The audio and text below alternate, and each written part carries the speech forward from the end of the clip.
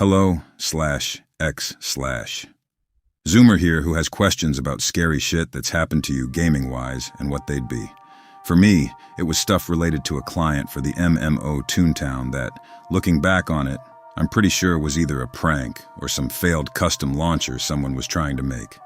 Maybe someone can make heads or tails of what I went through. Pics are mock-ups more than anything. I don't have that 10-plus-year-old computer anymore. Be me around November to December 2013. Toontown shut down a few months ago, and my ass was searching and reading forums because I heard people were trying to bring it back. This was before I knew about Toontown Rewritten and Project Altus, now Toontown Corporate Clash, or any of that stuff. My brain was just trying to find this new continued Toontown download. Specifically because I didn't want to restart my Toon. Rather than search for simpler terms about servers, I'd explicitly searched for porting over tunes. I literally didn't know if this was possible or not, but it led me deep into the forums and threads searching for basically a download link. I know it could be a virus or something. Stupid of me, yes, but I didn't know better. I trusted the site wouldn't be that fucked. I found a link from a user, a generic-ass username I can't recall, with 2003 slapped on at the end. Older user meant more trustworthy in my head. This will let you port a tune is what I do recall better, and I clicked to download it. Again, I know, extremely stupid of me to do. Everyone in this house used this computer, so I knew I'd be screwed if it was a virus, but it downloaded. It had a normal Toontown logo and all, nothing special. I honestly didn't know how any tune porting would have worked. I didn't know it was basically impossible, and even if it was, Toontown Online was gone altogether. So I figured it must be an in-game process or something. Opening it up, I was met with the 6 tune windows for character creation. I didn't see a way to port a tune as a menu option. I figured it may be a literal physical thing I may need to use in-game, not just on the in-game menu. Since Port a Tune had the naming convention I'd expect from a feature a fan would add if they wanted to follow TTO vibes, I figured it must be a literal in-game building, maybe a toilet or something. This made sense to me. I thought I was a genius, and I'd just create my character and go into the game and get my old tune back instead of being confused on the character select and find it on my own without help. I clicked the top left character slot, since my main tune would get top middle. I got into the Make a Tune menu but got the option to do that, or port a tune. I realized I was wrong about the building thing. I felt stupid, but also realized no one has to know. Rather than back out immediately to port my tune over, I decided to make my second character I'd use right there and then to have a different build. No sound gags, for those who are curious. Even if it was going to take a while, I knew I wanted to at least get the looks down, so Tall Aqua Rabbit it was. The generic placeholder name being a character description before the username was approved. I named him Handsome Jack, though, due to replaying Borderlands 2 again. I finished and got sent to the tutorial, and no tutorial Tom. The intro sequence plays out as if he is there, though, dialogue and all. The NPC is either invisible or the model didn't load. I didn't think anything of it because bugs and glitches on Toontown were just that, extremely normal. Not clipping through the map was harder, and anyone who's played the game and been at the Boss Bot golf courses could attest to this. The tutorial played out normally otherwise. I killed the flunky and moved on to the main area of the game, Toontown Central, while Tom was absent the whole time. Arriving at Central, the whole place was quiet aside from the music. No other players. No Mickey Mouse walking around. I expected that as even at the time I knew it was due to Disney's strict copyright. I walked into the gag shop, and while the 2 NPCs, Clara and Clark, are there, they have no movement. Otherwise, their dialogue and sounds are there. Again, pretty normal, but it is a bit eerie since no one else was in Central, since I'm used to a lot of F2Ps and beginners being here. I decided to see what else is broken out of curiosity, and went into Punchline Place since I wanted to see if the boat in Donald's dock is working. Walking through the street, I noticed that while the music is playing, The sound effects for the mailboxes, fire hydrants, etc. weren't there. Neither were the animations. This would persist in rewritten and corporate clash, so I don't honestly recall if I found this spooky. I only remember because other servers ended up doing this for whatever reason. I noticed while walking that the cogs weren't very many. Usually there'd be more to compensate due to new and free 2 players killing them en masse. I decided to fight a level 1 cold caller just because. The fight went normally until it exploded, revealing a mechanical skeleton underneath. A skelecog? While these are enemies one can encounter, they are usually regulated to HQs and factories. They'd also have the label 2.0 to indicate the second layer, that was the skelecog, so I figured that maybe this is how this server wanted to do things. The skelecog was still level 1. I didn't know it could get that low. I won and moved on to Barnacle Boulevard. Same as before, where music played but no extra sound effects or animation. Shame. Now that I'm in an area with cog buildings, I notice that, while I recognize the cog building type due to the unique model each had, no little symbol in the elevator entrance to indicate the building type. In fact, the indicator for how many floors the building had was also blank. I decided to check it out later, as I'm not equipped to go into any of these anyway. I made it to Donald's dock.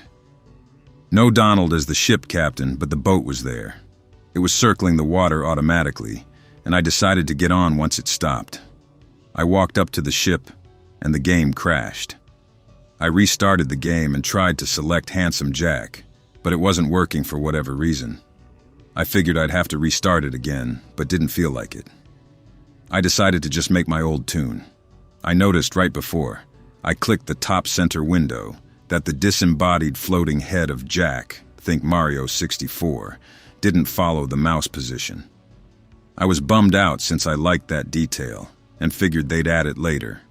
Otherwise, the tune head was facing straight towards me. I realized something about later cut content and wondered if field offices were here.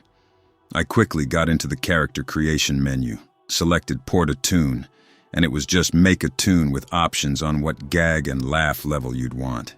It was an honor system on what level you were. Well, since no one had to know, and I didn't see anyone else while I was walking around as Jack, I decided to max everything out for myself. I felt like a genius doing this. I figured I could always just make my tune properly later, since I just wanted to know how it felt to be a max level for once. Since this wasn't my main tune, I officially decided to name him using the in-game name system. Surprisingly, there were a lot more name options to select from. I decided to go with pick-related, because I thought it sounded awesome. Rather than go through the tutorial, I got fast-tracked and teleported to Donald's Dreamland. I don't know if Tutorial Tom ever loaded in because of this. I don't care, as I'm just happy to not have to do the Lil Oldman task again. If you know, you know. I realize there's one tune I haven't checked on. Flippy. With how bugged some things were, I wanted to see if he was there. I could just fast travel as it looked like I could go straight to Toontown Central, but I wanted to explore on the way. The simple route would have been Dreamland, Melodyland, then Central, but I decided on the scenic route, Dreamland, Melodyland, Berg, Docks, then Central. I wanted to see what worked and didn't work now across the playgrounds, and would give me an idea about how functional this server overall was. Also, I wanted to see if I'd crash again at the docks, or if it was a one-off. From Dreamland to Melodyland, checking the shops on the street, NPCs stood there but no placeholder dialogue or anything. No movement either. Not even their animal sound played when you got close. I checked the knock-knock joke doors, and the only thing that happened was the knock-knock sound effect. No joke or dialogue, or the drum riff sound effect for the joke's punchline. While at the time I thought it was just another bug for this server, looking back now that I know that those exchanges are an MP3 file, it means someone cropped it to be that way on purpose and removed the rest of the interaction. Of course, younger me just chalked it up to yet another bug.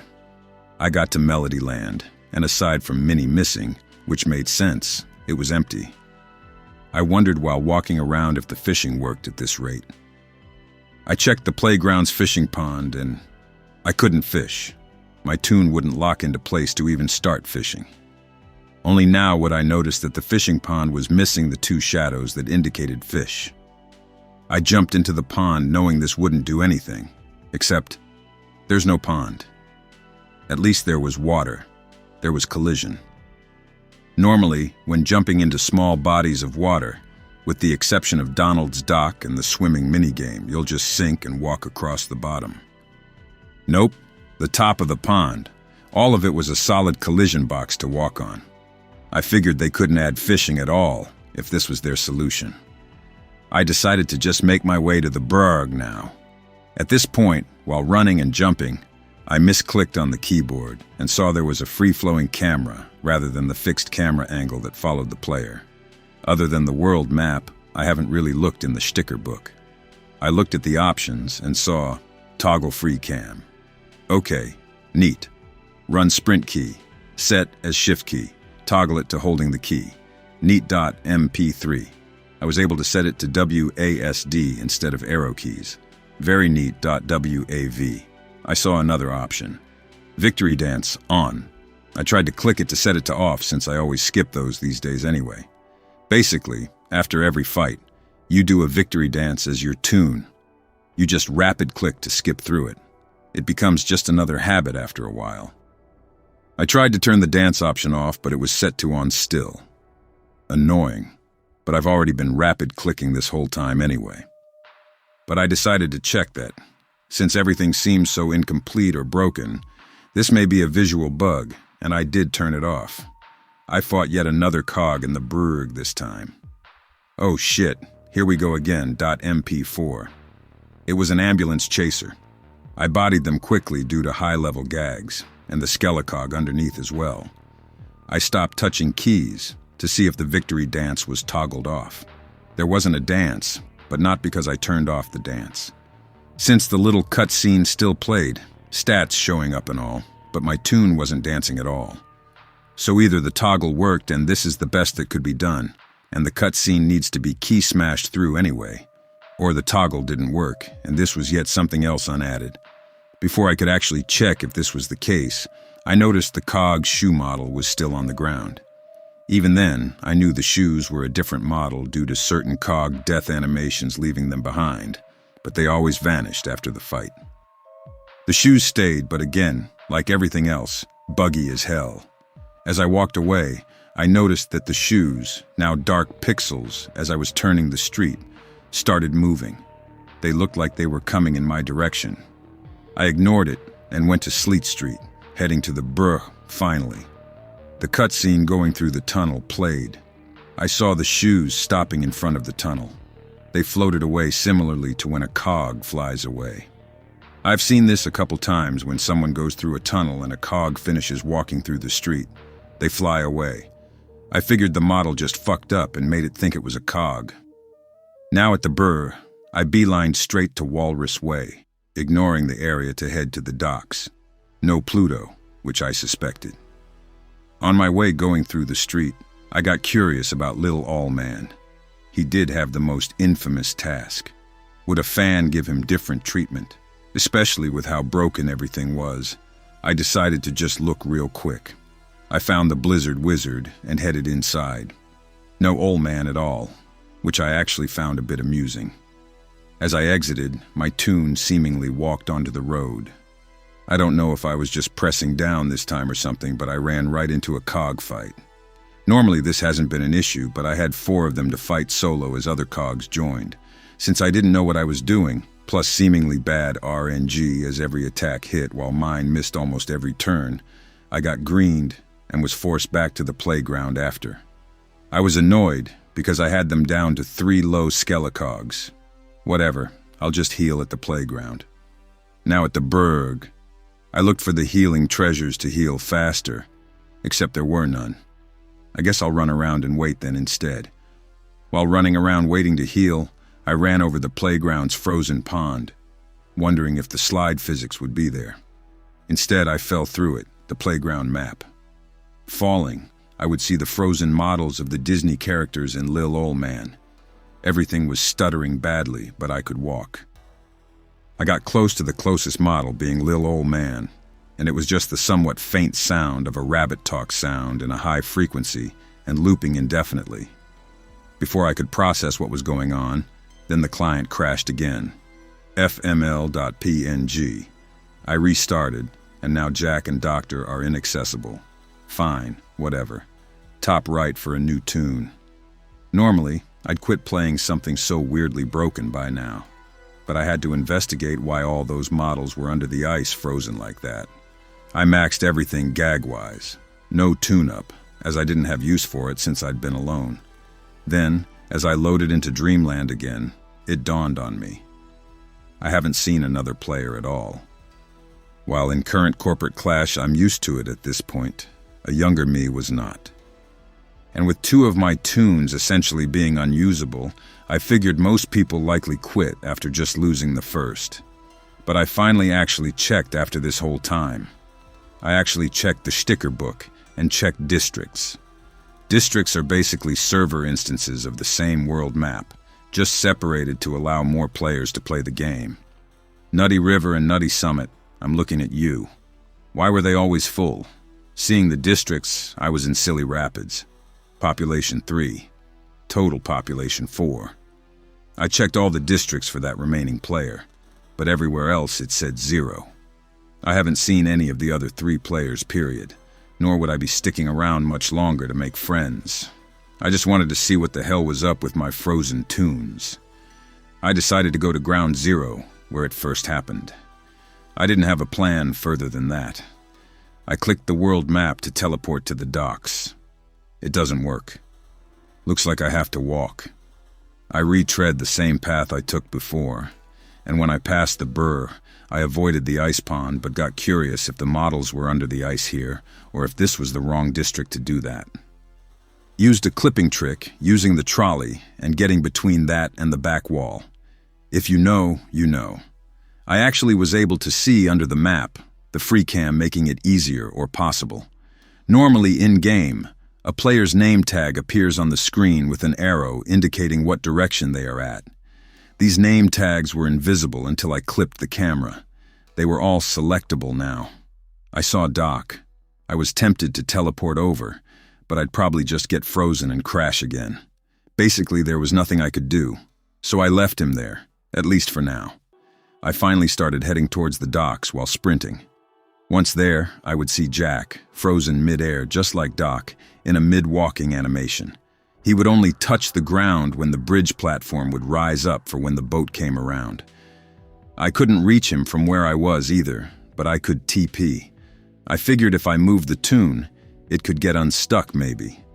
Otherwise, it was stuck there, and it seemed only when I touched or got close to the boat did I crash. So I just waited for the boat to be on the other side of the dock. And I would TP, hoping it would glitch me right next to Jack mid-air, as that would push the model, even if just a little. After the TPing animation played, it did indeed make me appear mid-air next to him. The model moved and fell into the water along with myself. The idle animation returned, and almost immediately, Jack played the teleport animation, which was also the leaving animation for when logging out. Wait, total pop, 3 total, pop, 2 in the district I was in. I thought, no way, the game was counting the stuck tune as a player. Taxi tunes and bots in old TTO didn't make this impossible, though.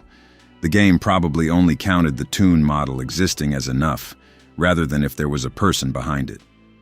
I double-checked by quitting, making sure to move Rusty away from the boat. Then I checked the main menu, and yes, Jack was free. I logged in and logged back out with him just to move him out of the path of the boat. Excited that I could free my tunes, I stayed with Rusty because she has max gags, and I'm gonna be in the high-level areas. Namely, because I did get an idea on how to save Dr. Jack. I had to push slightly to update his animation back to normal, which was possible due to how TPing worked. It tries to put you close to the player you're TPing to, disregarding any other collision type, including mid-air. I learned this from the many out-of-bounds experiences. The issue with Doc is that Under the Ice seemed to crash the game almost instantly. Worst case, and best case, it would stutter the game massively. So I have to update his animation from a distance somehow, and the only way to do that was to force a unite animation.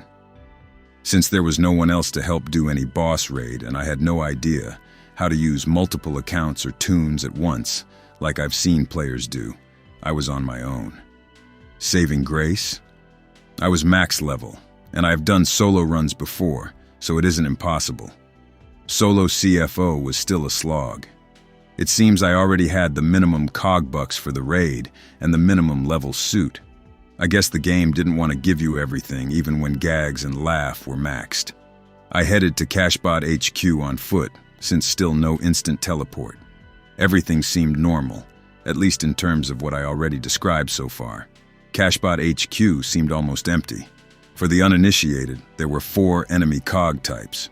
All 4 types had an HQ with a respective raid boss. Each HQ had a semi-safe courtyard. Though unlike playgrounds, there were cogs patrolling nearly everywhere in all 4. Except this place seemed near empty. Cellbot felt crowded due to the small courtyard. Lawbot felt vacant only because that courtyard was massive.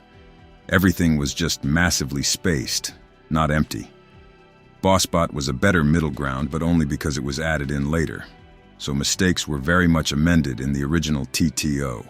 Cashbot was the fucked up middle ground due to it having more pockets of cogs rather than a clear courtyard. Cashbot had hazards like trains going through it.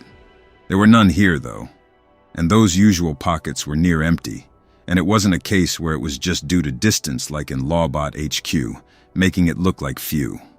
No, it was just very sparse cog amounts like the streets.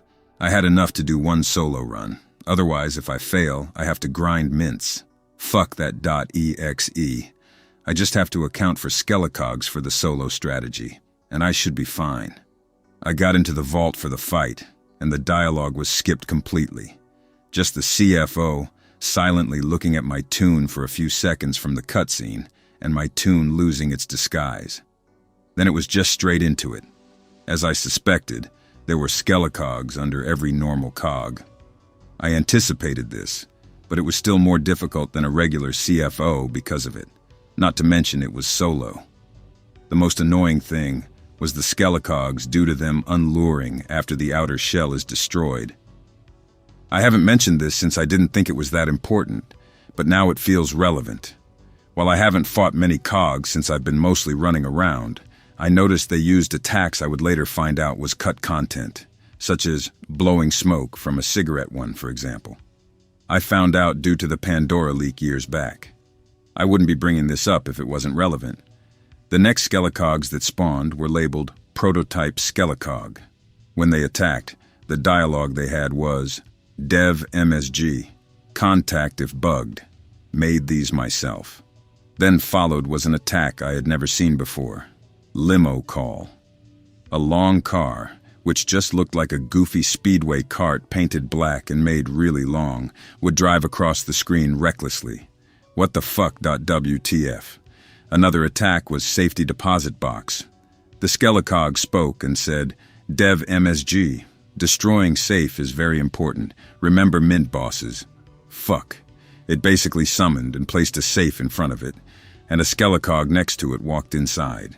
There was a number 3 on it. The 4 Skelecogs became 3, with one in the safe. I couldn't attack the cog behind it directly, and only attacks that went around the safe would hit it. Also, I couldn't lure it because the safe was in the spot a lured cog would be in.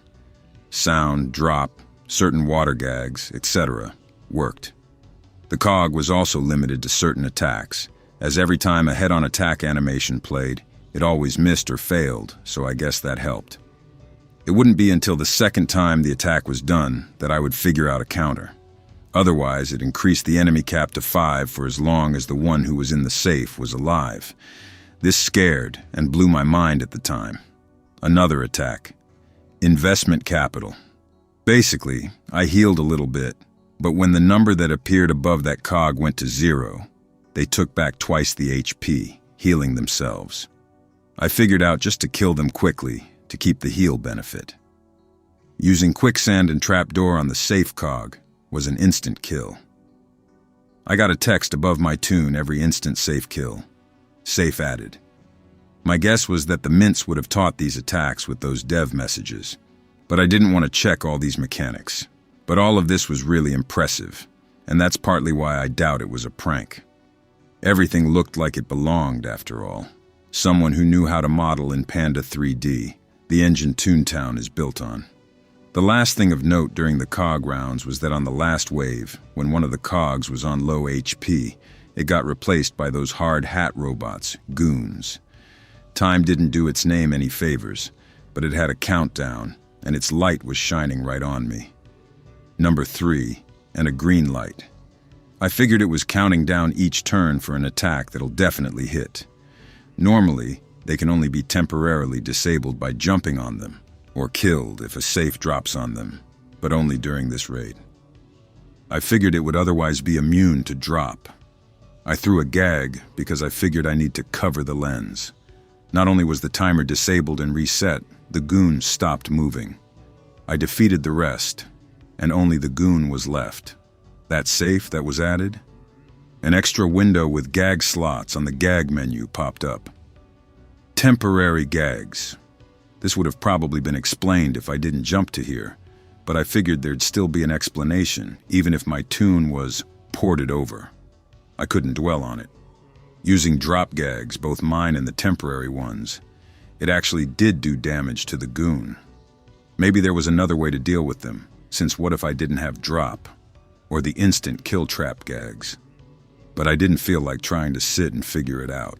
I just wanted to get this over with. I felt like a genius, by the way, for figuring it out on the spot. Finally, I was fighting the CFO proper, using the magnet cranes and throwing shit into him. The only difference in the fight was that there were different models of things to throw at him, like the gold bars in the rail car. The gold bar caused a mesmerized status as the text appeared above the CFO, as well as the train causing an off-rail effect. One made the CFO stunned for a good bit.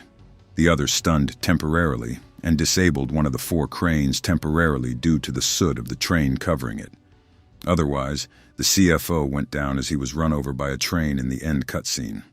I got my Unite and headed back to the brewer. While I was curious about what else the game had, considering I mostly saw broken and incomplete stuff, I wanted to get this over with, and it seemed no one else was in the district except for me and my alt-tune, Doc, still trapped under the ice. Measuring where he would be under the ice versus my location, I got as close as I could without falling into the ice and used the Unite. I couldn't see through the floor, but I heard the TP sound effect play, meaning he had to have logged out. First, I checked the district pop. It went down to 2. I still don't know who this other player is. I took Rusty to Central and went to check the main menu. I was able to select Doc again. I went back into the game as him immediately and spawned at the Berg. I immediately left and headed to Central. I was safe and finally wanted to see if Flippy was at all functional. Now this next part is why I think it was either a prank or years later thinking about it occasionally. Some event I triggered or something. I'm not sure. I walked into the hall to see Flippy and where he would usually be standing. He was there, kind of. His model was missing his face. No snout, eyes, ears, just his head. I figured, once again, another bug. I walked up to him, and the game for a moment, I thought it was going to crash. But instead, a dynamic camera you'd only get in cutscenes for boss fights or the tutorial would be this incomplete Flippy center screen, and he would reach out his hands, and my tune backed up from it. It went back to gameplay, and Flippy's hands were still stretching out, and I just started to walk away. But the hands kept stretching out. I left the building with the camera looking behind me. The doors opened, and the outstretched hands were still following me. I fucking panicked and booked it immediately to the streets. While Silly Street from the Toon Hall is closer, I was already running straight, and doubling back to go there would bring me closer to the hands. So the second closest was Punchline Place and to the docks. I headed to the street and assumed I should be fine. This is a very different area. Nope, it was still following me, and it seemed to be getting faster. I got to the docks and figured that Acorn Acres may be completely safe. At least, that's what I'd hoped. I got no break as they were still following me as I was at the Acres. I had one last idea, because otherwise I'm fucked. I worried I'd be caught by doing any of the golf mini-games, as those have a timer wind-up, and I may trap myself in the mini-game, basically. So that was not an option. I ran to the BossBot HQ entrance. Very spooky .cog, and I quickly looked for a way to leave the map boundaries. Enemies can't spawn or come here at all. There's no ground or whatever is what I thought. I managed to clip out of bounds and run out of that area. While I was scared and would have closed the game by now, I was curious about this event. Enemy, whatever it was. I thought I was actually finally safe to observe these constantly stretching hands. Nope, they followed me out of bounds, and they were rapidly approaching at this point. The moment I tried to open the book to log out, I was forced out of the book and... a cog battle? In the void? I got pulled into a basic fight as I had options to attack. I was surprised by this and stared at my screen for a bit. There was no battle timer either. Then I noticed. The outstretched arms were getting slightly fatter. He was approaching. I said fuck it and used drop gags on those hands. It wouldn't get a turn. Instead, I could attack again. Basically, I just needed to keep attacking then. No HP indicator, but I'm using so much drop, and it's at least hitting each time. Thankfully, my autistic ass always restocks after every fight, so I'm full and have the extra safes from the CFO. After what felt like forever of just dumping drops on the arms, there he was. The stretched out, faceless Flippy. Despite it not being his turn, he was slowly walking forward onto the screen. Figured I would use the temp safe to drop on the main body. Those seemed OP to me at least, since they were temp items. Instead of falling on Flippy, it would instead spawn in like how the Skelecog summoned it, just my tune playing the animation. It appeared right in front of Doc now, putting something between Flippy and me. Flippy stopped and couldn't move forward towards me while the safe was there. It also lasted 3 turns, as indicated by the number. I used drop repeatedly on the main body. After basically 3 free hits, he kept walking forwards. Panicking and thinking it was over, I clicked the hose gag. It pushed him back instead. Throw also pushed him back. I figured to push him back far enough, and I set a trap down, TNT. It worked as he walked right into it. With each drop, and now the trap gags, he seemed to be moving faster each time. The model seemingly twitched more and more violently. I think I was hurting him. Though despite the traps hurting him more, seemingly, he didn't stop. Then I thought I was a genius. I timed it just right to summon the other safe I had onto him. He was now boxed into it. Quicksand trap. The client crashed. Oh fuck, oh fuck, oh fuck. I quickly restarted it. Character select. Doc was selectable. I quickly clicked and loaded into Toontown Central. Not BossBot HQ for some reason. Everything seemed normal so far. I headed to the Toon Hall, and there was no Flippy. I wondered for a moment if it was just this district or something. I went to change districts to check this, and I saw, instead, population 1. I quit and deleted the launcher after this. I was both terrified, but also confused why I was the only one. I haven't seen anyone ever talk about this server, or anything else related to it in years. Anyone have any idea about it? I assume it was someone trying to make their own server like Rewritten, Infinite, etc. Or some other personal project, but I've seen nothing about it. I don't expect any answers, but if there is by chance, that'd be great. The most autistic thread I have ever seen on /x/. That's really high praise. I hope OP prints out this comment and puts it in a gold frame and hangs it on his wall. Actually, no, you didn't get digits, but being called autistic on /x/ is basically the highest acclaim. I hope that you enjoyed tonight's broadcast. If you enjoyed tonight's story, then please subscribe to the channel as more green texts will appear daily. A new broadcast will appear when the clock strikes midnight Central Time.